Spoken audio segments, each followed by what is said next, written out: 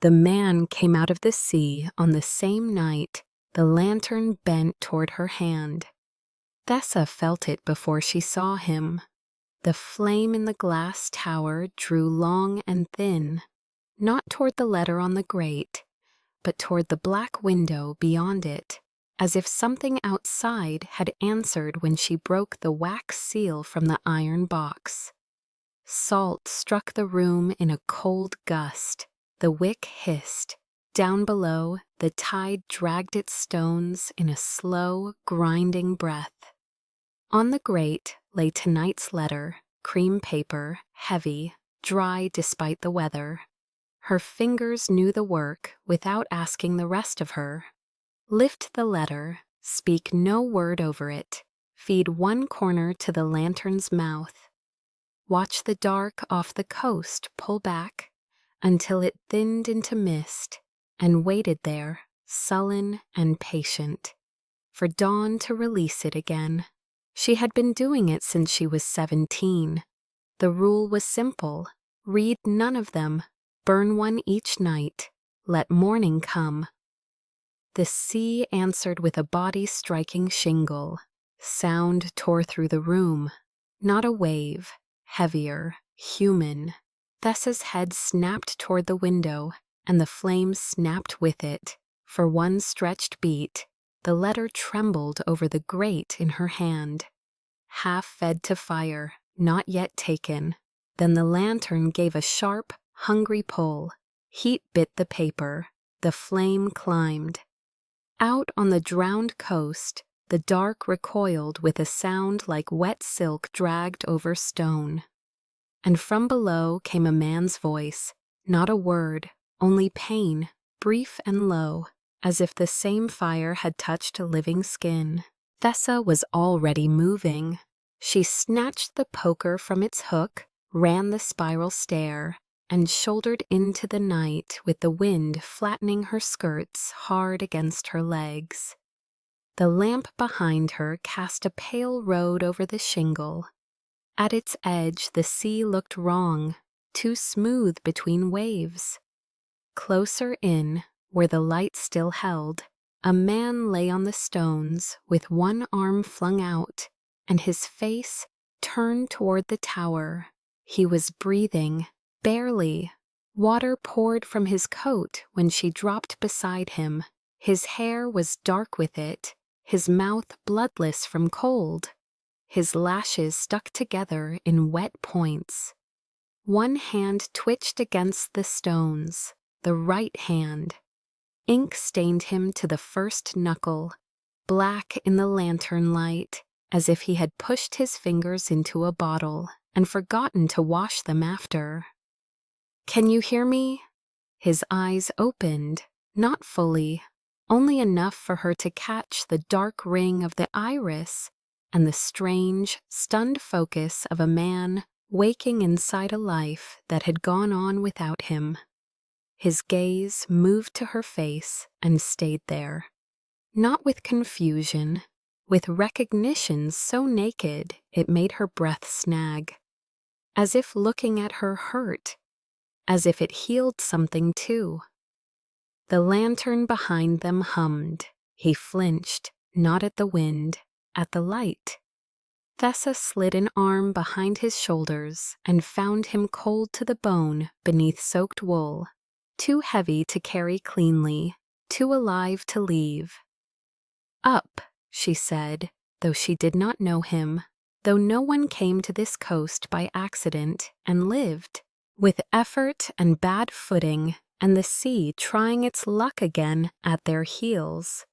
She got him through the door below the tower and into the kitchen, where the wind could only rattle the latch and not touch him. Warmth lived differently there, not the sharp heat of the lantern room, but banked coals in the stove, iron pans hanging black and familiar, the smell of old smoke sunk into stone.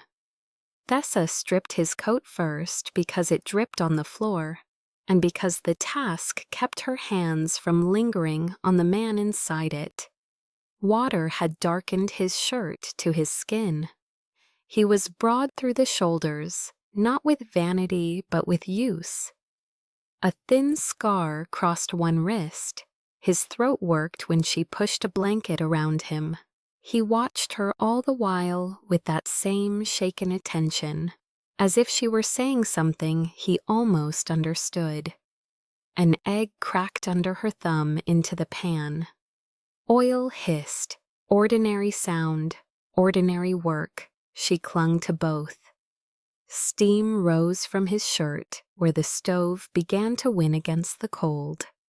He held his hands out to the heat and stared at the ink on his own fingers. "Do you know your name?" she asked. A pause. "Corin."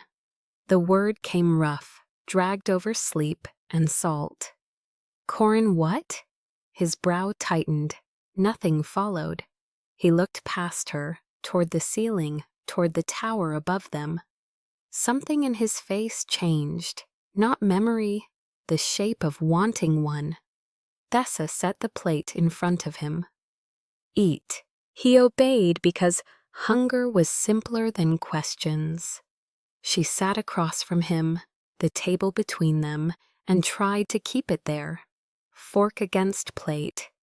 Blanket shifting over damp linen. The small exhale after the first hot bite. When the blanket slipped from one shoulder, she reached to drag it back into place and stopped before her fingers touched him. The pause did not go unnoticed. Corin lifted his gaze to hers. Recognition flickered there again, stripped now of the sea's shock, and made worse by shelter. She withdrew her hand first. "You'll be warm soon." "So will you," he said, looking at the stove and not at the place between them. The lantern chimed overhead, one clean note through stone. Corin froze. The fork stopped halfway to his mouth. His face went white. "It's only the ward," Thessa said. His gaze found hers again. "No." The note from above lengthened into a hum that settled in her teeth. "It hurts," he said, low and surprised, like a confession he had not meant to make. Thessa rose too quickly. Chair legs bit the floor. "Stay here." She took the stairs 2 at a time. Up in the lantern room, the flame rode higher than it should. This early, thin and intent, and the next letter had already slid loose inside the iron box, waiting under the lid as if it knew its turn. The letter lay cool in her hand, sealed, unread. A voice carried up the stairs before she could stop it. Not words, Corin. A short bitten sound. Duty moved first. She held the paper over the flame. Heat licked the edge. The wax seal sagged. The fire caught, and from below came a harsh gasp.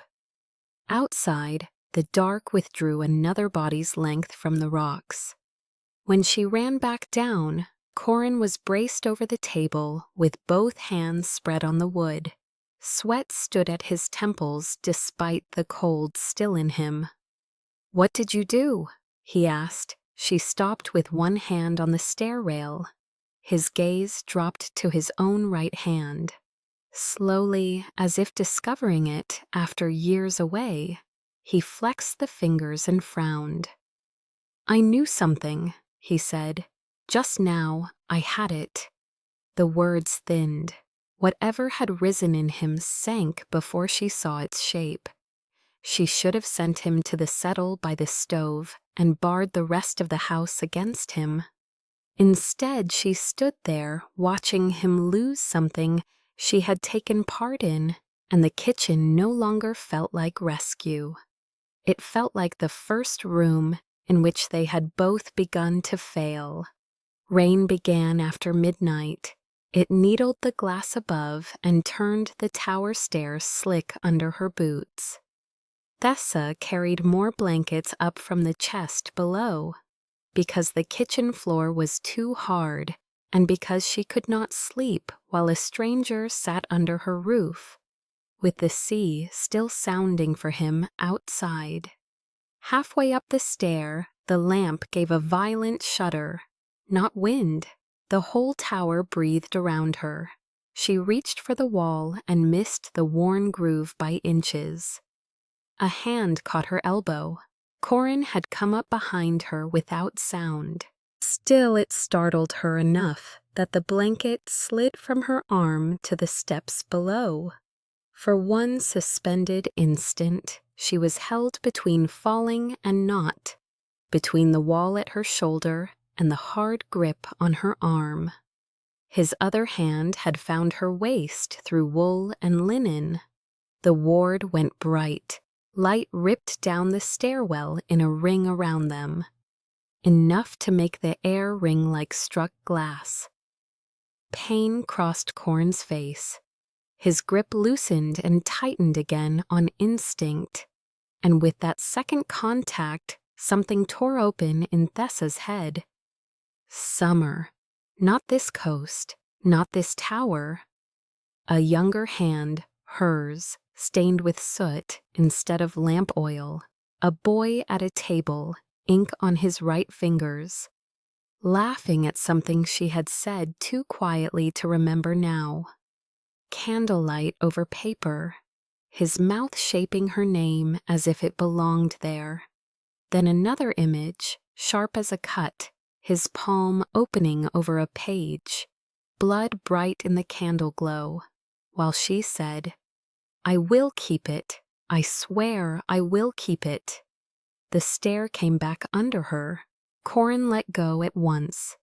He staggered back a step and put one hand to his temple as if the memory had struck him there. "You saw it too," he said. She should have lied. The old training rose obediently to meet the moment. Silence keeps the world. Silence keeps the coast. Silence keeps him. Him. The word existed now where before there had only been ritual. "Enough to know this is not chance," she said. The fallen blanket lay between them on the stair, like a thing cast off in haste. Corin looked at her as though he could force memory by looking long enough. "I know your face." Thessa bent to retrieve the blanket. "You know less each time the ward answers." He went still. Each time. She climbed the rest of the stair and did not turn to see if he followed. He did. The lantern room held them both badly. It had been built for one keeper and a fire not for wanting. Rain blurred the windows. The sea below scratched at stone with patient nails. On the grate, the next letter waited under the iron tongs, unburned for now. Corin stopped at the threshold as if the room itself had struck him. The lantern flame leaned, toward him, toward her, toward the live wire of air between them. "I wrote that," he said quietly. Thessa's hand tightened on the back of the chair. "You cannot know that." "No," he swallowed, "but my body does." The flame answered with a low hum, almost pleased. At the edge of the shingle, where the lantern's reach thinned and the dark had withdrawn into a patient gray wall, the rain became mist. Thessa brought him there before dawn because the room upstairs felt too small, and the kitchen too intimate, and the beach, at least, belonged equally to sea and stone and no one. Waves pushed in and drew back. Corin stood with his coat around his shoulders now, dry enough to warm, though the sea still clung to him in smell and silence. She moved closer to tighten the blanket where it had slipped from one shoulder. Her fingers brushed damp hair at the nape of his neck, then cloth, then skin, briefly, at the line of his throat. His breath changed. Ink marked her before she noticed. His right hand had risen, maybe to steady her, maybe because he had forgotten not to reach. 2 black streaks crossed the base of her throat, and one lay dark over her collarbone, a thumbprint made accidental and intimate by the lamp's weak gold. Corin stared at the marks on her skin as if they had appeared by magic. Behind them, up in the tower, the lantern called. Thessa closed her eyes once, opened them. It has to be done. She turned back toward the tower. Back in the lantern room, the final letter but one waited on the grate. The flame had gone low and mean, all patience burned off. It wanted. Corin stayed beside the wall, not touching her now, not speaking. Thessa looked at the seal, plain wax, no crest. No sign. She put the corner to the flame. Heat surged, wind battered the glass though the storm outside had eased. Corin made a sound she would hear later in sleep, half gasp, half name, and staggered into the chair as if his knees had failed him. Words hit her then, not full memory, fragments, burning bright and dying bright. My keeper, stay with the light. If I cannot come by the door, I will come by the page. She spun toward him. Corin had his hand over his mouth. Tears stood in his eyes without falling. I remembered your voice. Hope struck so fast it hurt. Then he looked at her with naked bewilderment and whispered, "Did you always have gray in your eyes?" The hope broke on the floor between them. He had remembered her voice and lost her face, or part of it, or the years between. The ward was taking him in pieces now, faster. One more obedient act would not leave enough of him to return to. Thessa crossed to him before she could think better. Her knees hit the floorboards. She knelt in front of his chair and took his unwounded hand in both of hers, because the rule against touch had already been ruined, and because there are moments when obedience becomes a smaller sin than distance. His fingers closed on hers at once. No backlash came, only warmth, human, desperate. "I am sorry," she said. Corin looked down at their joined hands as if he had reached one shore and seen another beyond it. For what? The truth stood at the edge of her mouth. 20 years of silence on one side of it, him on the other. For keeping what I should have remembered with you. He lowered his forehead until it almost touched hers. Not quite. When he spoke again, his voice had changed. Memory had come up in it, dark and deep and tender enough to unmake her. I wrote them in the place beyond the tide, he said, not with ink at first, with wanting. The letters were the only things that crossed whole. He shut his eyes. Every night I sent one to you. Every night the dark let it pass because it believed I was feeding the ward that kept me from shore. Every night the ward took something of me to hold the coast. She should have recoiled from the enormity of it. Instead, all she could think was that he had kept writing for her. Corin opened his eyes. What did you promise me? Thessa sat back on her heels. You were meant to go into it alone, she said, into the drowned place, to hold the breach shut from the far side. I would not let you. 17. The storm that had taken half the coast. The old keeper dying on the stair. Corin with blood on the page and salt in his hair, and too much love in his face for a boy asked to vanish into dark. The box, the oath, her own voice saying yes because no meant losing him in one clean cut, and yes meant losing him slowly enough to pretend she still had him. "I chose the lantern," she said. "I chose the letters. I chose not to remember, because remembering would have broken me, and broken the work." "You kept me alive," he said. "I kept you gone." "Thessa!" The way he said her name now was worse than any accusation. He said it like a hand laid carefully over an old wound. She laughed once, breathless and ugly. "You were meant to hate me when you remembered." "No." His thumb moved against her knuckles. Ink warmed there, softening under her skin. "I was meant to ask whether you would choose it again." The iron box gave a small metallic knock below the table. Not loud, final, one letter left. The tide drew off the shingle for one more run before dawn. The final hour. Corin rose, pulled her gently to her feet. He was still unsteady, still less than the whole man his letters must once have been.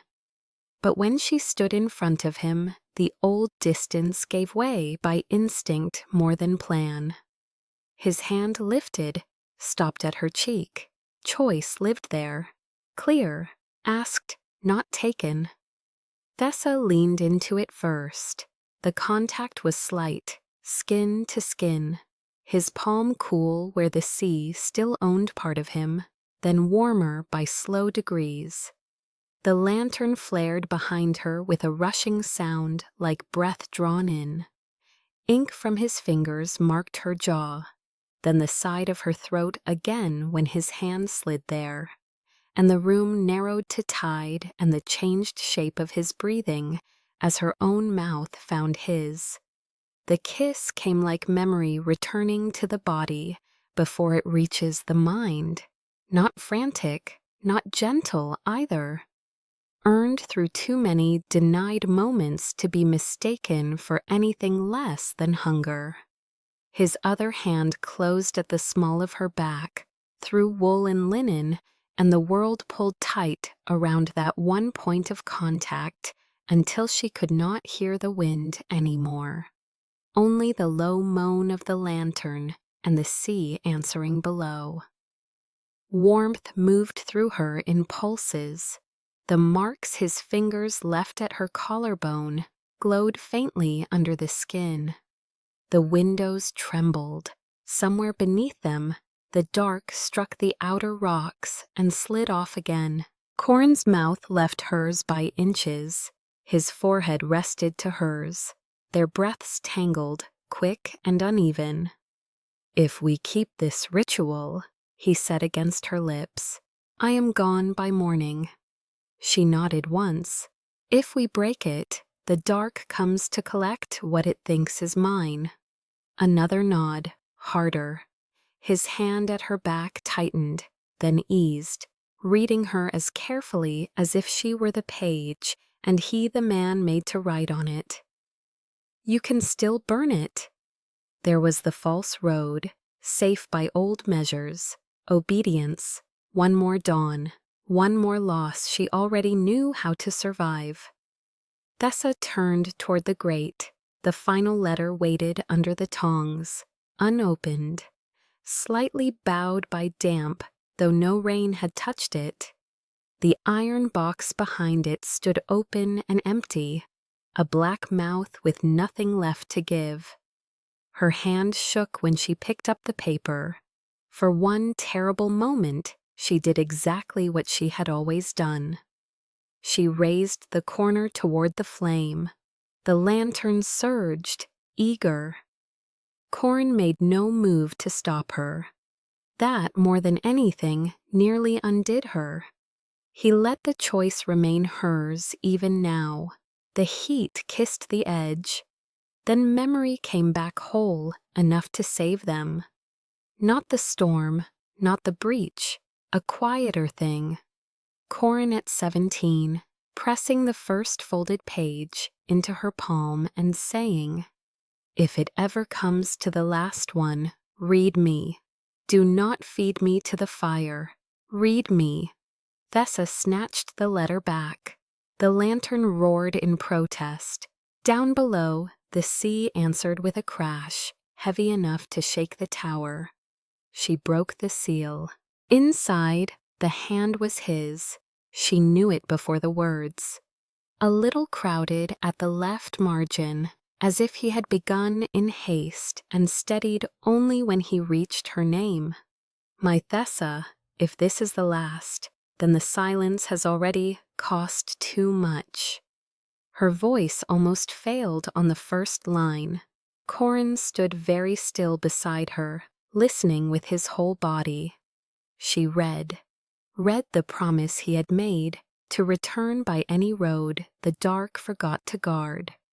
Read the admission that the letters were not meant only to hold the ward, but to keep a path open back to her. Read the line where he asked her to choose the living word over the obedient flame, if obedience ever asked for all of him. Read the part where he told her he would rather lose the coast honestly beside her than save it by becoming less each night, until she no longer knew what had been taken. At the final line, her voice steadied. "If there is a world after this, let it be one we keep together." Then the old ward broke, not exploded, broke like ice under thaw. A long cracking sound ran through the lantern chamber, through the iron box, through the stone itself. Light burst from the open letter, not firelight but something pale and tidal, and streamed past her hands toward the windows. Corin caught her when the force of it threw her back a step. This time he did not let go. Outside, the dark rushed the tower, then split, not driven off by burned words, parted by spoken ones. A seam of brightness laid itself over the shingle, narrow as a path and alive as breath. It ran from the tower door to the edge of the surf, and held there, trembling, while black water heaved on either side and could not cross. The flame in the lantern guttered once, twice, and went out. Loss came first. The room dropped into a softer dark. The old work was done. No more letters. No more rule to stand between dawn and the coast with ash in her hands. 20 years of duty ended in one breath, and the space it left in her was large enough to hurt. Connection came next. Corin turned her fully into him and held her with both arms, as if he had reached the end of a sentence and found home waiting there. No pain, no ward, no taking. His mouth touched her brow, then her temple, then the place at her throat where the ink had marked her, each kiss quiet and reverent and real. Below them, the sea struck the bright seam and fell back. When she put her hand in his and spoke his name, the seam widened by a body's breadth, as though the tide itself had agreed to bear the boundary if they named it together. Dawn began as a thinning in the east. The iron box stood open and empty at last. Ash did not fill the grate. Only the unfolded final letter, pale in the afterglow, every word still there. They went down to the shingle as the first color touched the drowned horizon. The seam of light lay over the stones and reached into the shallows. Corin walked beside her, not as a man half remembered now, but as one returned at cost. The tower behind them was only stone without its old fire. At the waterline he stopped. The tide moved around his boots with a familiarity that made Thessa's chest tighten. He looked toward the open water, then back at her. Wonder and grief sat together in his face, without canceling each other. "I am still of it," he said. "I know, and you are still of the light." She glanced over her shoulder at the tower, then down at their joined hands, where faint brightness ran now between skin and ink, like a thread pulled taut and shining. Not alone. A small smile touched his mouth, not easy, earned. The sea reached for him. He let it touch his boots, then his ankles.